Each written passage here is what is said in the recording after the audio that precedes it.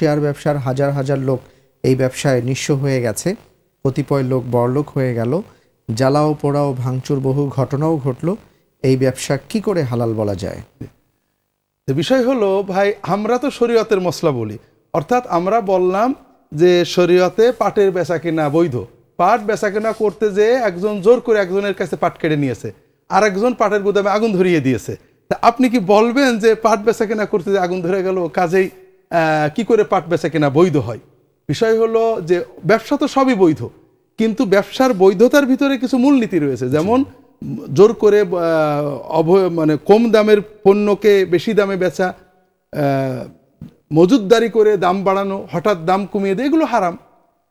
ব্যবসা, শেয়ার ব্যবসার মূলনীতি, শেয়ার যদি বৈধ ব্যবসার হয় এবং সেটা বৈধ পণ্য ধরে পণ্যের সব ক্রাইটেরিয়া রক্ষা করে বিক্রি করা, এটা জায়েজ হবে।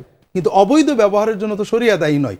আপনি আঙুরের বাগান করা বৈধ, একজন আগুনের ফল নিয়ে মদ বানিয়ে খেয়েছে, আপনি আমাদেরকে বলবেন যে আঙুরের বাগান থেকে এত মদ তৈরি হলো, হাজার হাজার মানুষ মদ খেয়ে মাতাল হয়ে গেল, আপনারা কি করে বৈধ বলেন?